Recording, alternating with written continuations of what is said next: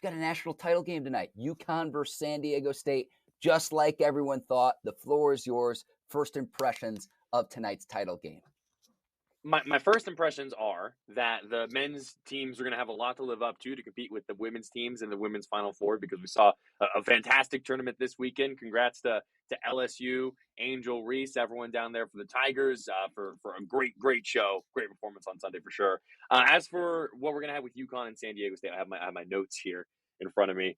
I'm super intrigued by this because San Diego State's miracle run has been awesome. Miracle is not the right word for that. I take that back, because I don't think it's miraculous that they have gotten here. They play great defense. They slow down the tempo, all of that stuff. But I do think that UConn is the Huskies are it. The Huskies are gonna do the thing. It feels like classic UConn. It's going to be a game that's going to be like a little ugly and low scoring in the first half, which it feels like it's been the case for every UConn game that has been in every UConn national title game in the past like 10 years or so. It feels like it's been like that. But yeah, I'm thinking first impression, Huskies all the way. UConn enters as a 7.5-point favorite on the lines that I saw, Lewis. Not sure if that line has moved. That's the last time that I checked.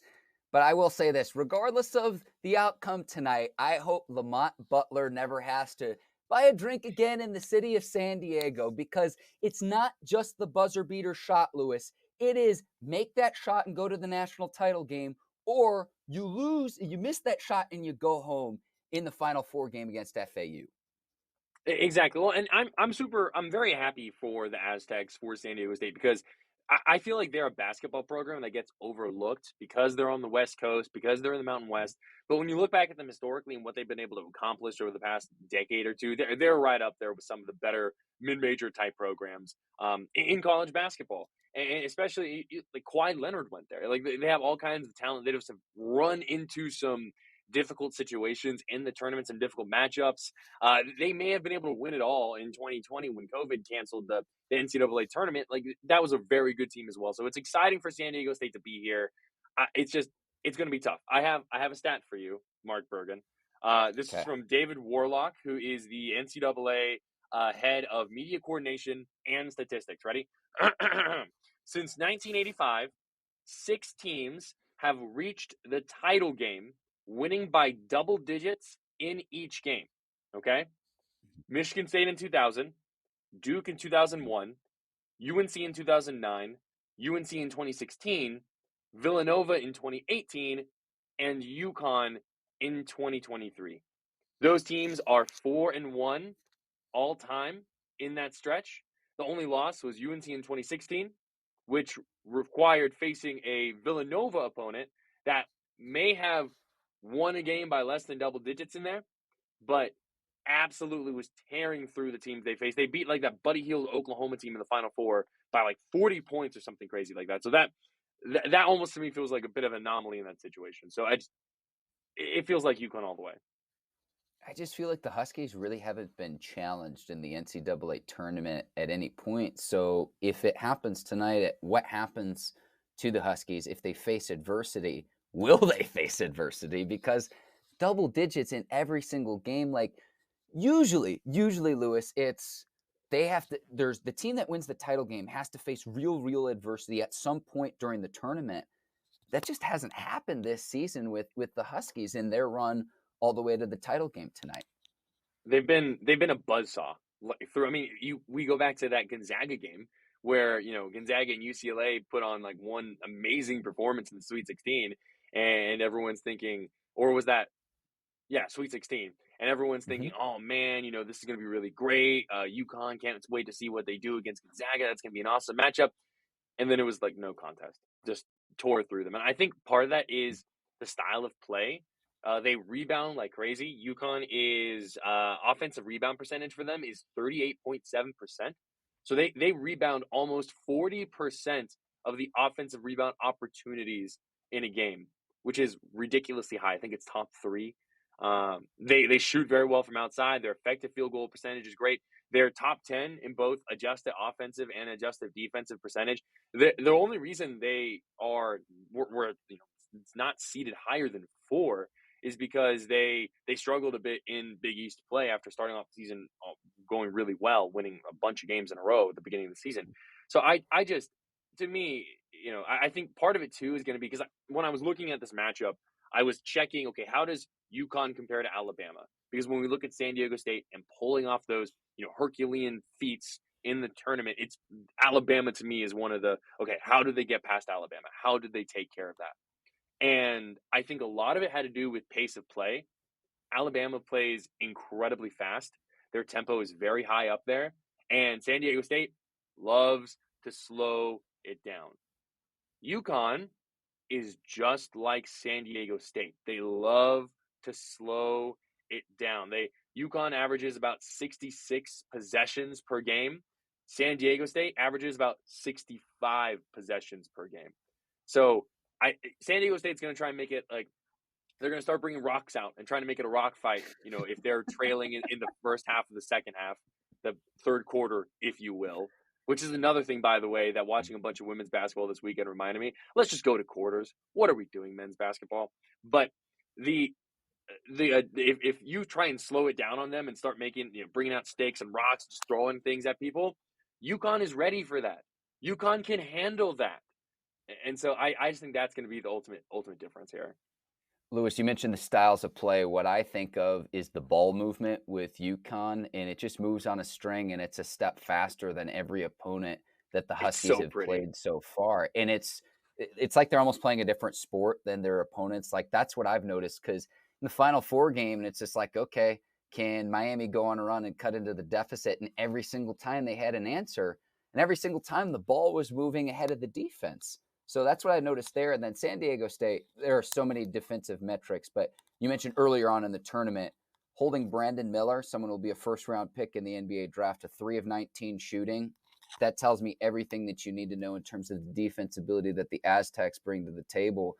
And San Diego State in this one is just going to have to try to stick around against UConn, to where I think UConn, there's a reason why they're almost a double-digit favorite entering tonight's game.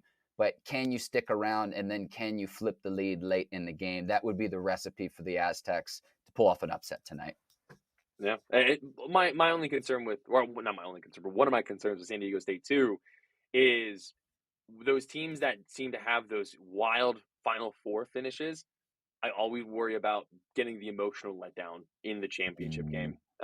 This weekend, Iowa, I think, was a prime example of it. They have that, ridiculous finish against South Carolina. They end up pulling that thing out. And then LSU comes in and puts up over 100 points on them. Like that swing in just a couple of games is so difficult. So to interrupt you, Lewis, Gonzaga in 2021 with the Jalen Suggs buzzer beater to send them to the title game. Yes. That's, in recent memory, that's what comes to my mind. That's a perfect example of it. And then Baylor starts off that championship game. I forget what it was, but they were up like 20 points, like in the first half at one point. It was ridiculous.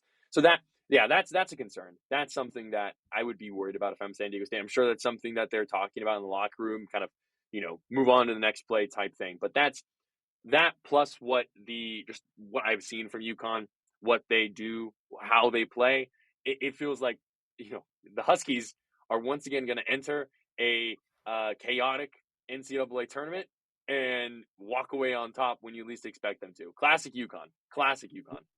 Can I mention Adama Sanogo, fourth player to average 20 points and 65% shooting in the NCAA tournament, entering the title game in the last 40 years. And here's the company that he joins. All NBA players, mind you.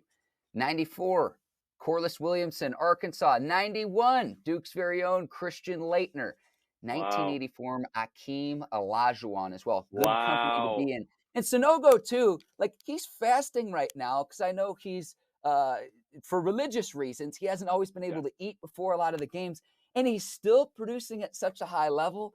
Get this man a loaf of bread, get him some water, get him some food. If he's doing this while he's fasting, Lewis, I can only imagine what he could do at full strength. He has had a heck of a tournament for the UConn Huskies.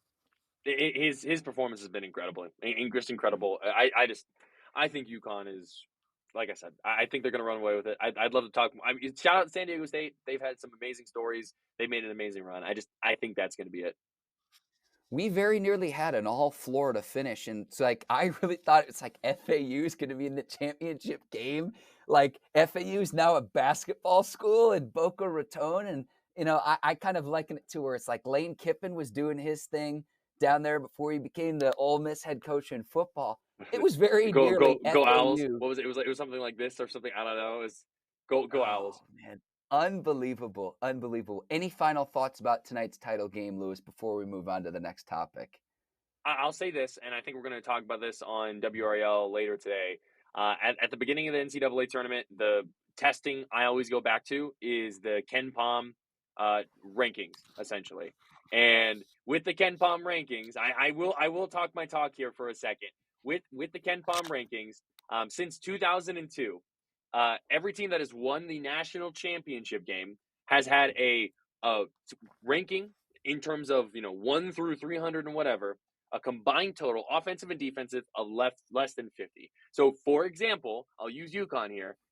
Their current adjusted offensive and adjusted defensive rankings are 3 and 9. So that's 12 overall, less than 50. At the beginning of the NCAA tournament, you go through, and it's tried and true since 2002. The math is mathing in this situation. Uh, when a team is less than 50, they will win the NCAA tournament. Every team that has finished with a number less than 50. So this year, I gave 10 teams, and one of the 10 teams was UConn. So I'm not saying that is why I think UConn is going to win. Although I do like being proved correct on television in some way, shape, or form. So that is that. I've said what I've said. We'll go from there. But Lewis, I here's think what I we'll think UConn's do. going to win it all. But Here's what we'll do. When the Huskies take home the title tonight, we'll play your segment on loop just to give you your flowers because you predicted this correctly. And I know you took some it's grief where it's like, it's too nerdy, but you were spot on in one of the teams well, that it's not. fulfilled that ranking. It's not like that rank, like that situation. That it's not like unique to me. I'm not the one who came up with it, but it's a reminder for when you fill out your brackets next year. Look at the numbers and know that one of X number of teams is going to be the team that would win. Of course, UConn still has to do that tonight, but I do think it's going to be the Huskies.